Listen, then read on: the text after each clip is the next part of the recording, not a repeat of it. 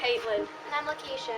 This afternoon we'll bring you the top stories from our news desk at St George's School in Blackpool. Our top stories today are that Twitter is 7 years old, Barack Obama is going to Israel today to reaffirm the relationship between the USA and Israel, England versus San Marino, St George's uniform and the issues currently facing from Blackpool promenade. Are children and teenagers' education and sleep affected by technology? I will pass you on to Daisy and Nicole. Thank you, I'm Daisy. And I'm Nicole. So why aren't teenagers getting enough sleep? Well, studies that were broadcasted by ITV show that 14-year-olds perform 67% better when they do not play on the Xbox or go on the internet before bed. So let's find out how the teachers here at St George's are affected by students with lack of sleep. You were tired in your class? Not really. There's an odd child, but I'd say generally they seem quite refreshed and a lot of them tend to go to bed at a fairly reasonable time. I wouldn't have said it was a huge problem that we have here at St George's. Occasionally I do, usually when they've been up playing on Xboxes or when a new game's been released, like COD. Every so often, yeah. I mean, you get a kid who comes in, maybe hasn't slept very well, and they're obviously a bit more cranky than they normally would be. Promise we're more on technology. Today is Twitter's 7th birthday, so we took the opportunity to find out which social network is the king of the internet. So we asked 178 pupils at St George's which social network they prefer. However, not surprisingly, Facebook ruled over, with 61% of the people we asked preferring Facebook over Twitter, leaving just 39% of users preferring Twitter. We also asked the same 178 pupils from St George's which make is their phone. BlackBerry ruled over the crowd with 48% of users using a BlackBerry, which left Apple trailing behind with just 20% of the users' vote. Samsung came off worst with only 14% and the category Other beat Samsung with 18% of the vote. Nearly all of the phones which the pupils have are smartphones, which means they can always be connected with the internet. Thank you, Thomas and Chloe. A quick roundup of the upcoming England versus San Marino football match. England are playing San Marino on Friday, and with a host of players missing including Rio Ferdinand, Michael Dawson, Gary Cahill, Jack Wilshere and John Ruddy, many are worried for the outcome of tomorrow's match. England will go into the game with big expectations. They won 5-0 in the reverse fixture with 2 goals from Wayne Rooney, 2 goals from Danny Welbeck and 1 from Alex Oxlade-Chamberlain. San Marino may just be taken as a warm-up game, as on Tuesday England will face Montenegro. Roy Hodgson may not want to risk the big names Wayne Rooney, Frank Lampard and Steven Gerrard, as England will have one eye on Tuesday's top-of-the-table clash with Montenegro. Michael Carrick is expected to play as he is good on the ball, and there will be a low attacking threat from San Marino, which means they can play out from the back, leaving one of the centre halves, meaning it could turn into a 3-5-2 formation with Michael Carrick moving into midfield. Thank you, Tyler and Callum. Love them or hate them, school uniforms are a normal part of school life in the UK.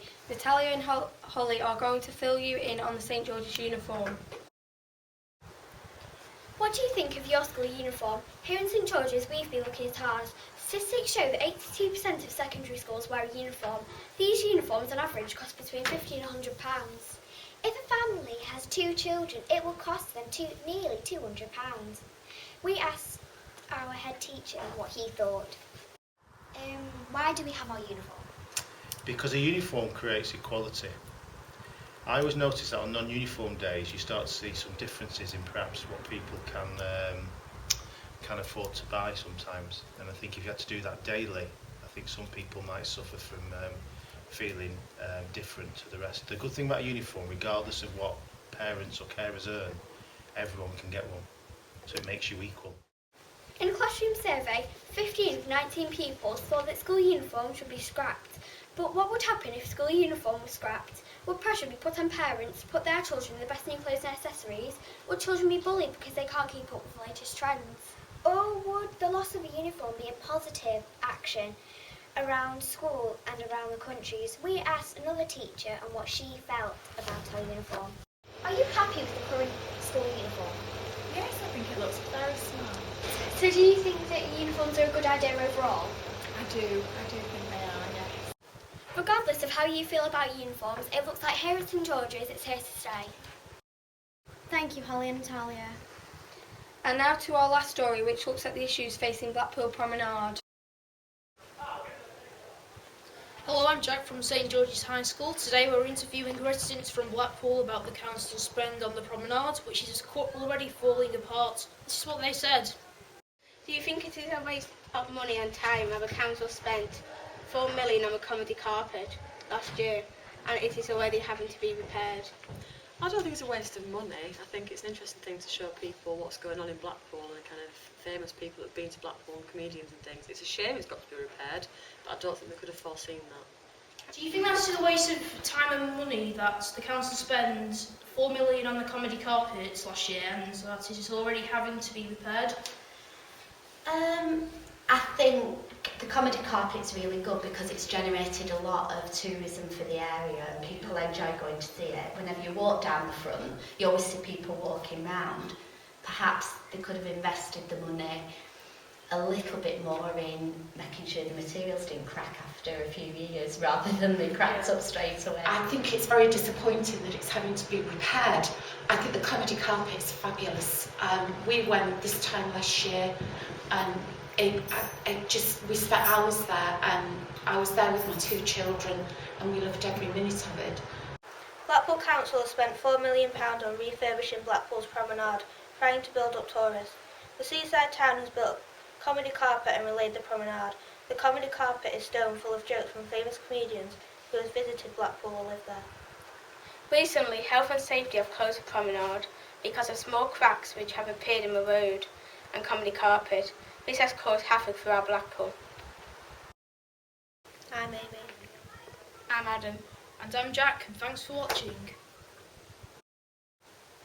Hello, I'm Brittany. And I'm Jada. In current affairs, Barack Obama has gone to Israel to meet with Prime Minister Benjamin Netanyahu to reaffirm the strong bond of both countries. Obama said the main goal of his visit was to let the Israeli people know that they had a friend in the United States. Netanyahu supported this by saying that Israel has no better friend than America. So we asked teachers that specialise in relevant subjects why they think the relationship between the US and America is so strong. This is what they had to say. As a geography teacher, why do you think it's important for countries so far away to stay united? I think a lot of countries have a lot of things in common with each other. They have their diplomatic relations, they have their aid, they're trading with each other. It's about sharing resources, sharing their knowledge, sharing their power so that other countries can develop in a democratic way. America and Israel have a very strong relationship. You know, they've worked very closely since the Israeli state was created. Obama is in Israel for a 50-hour visit before travelling to Palestine and to Bethlehem. I've been Brittany. And I've been Jada. Goodbye. That's it for this afternoon. We hope you enjoy our report. Thanks for watching.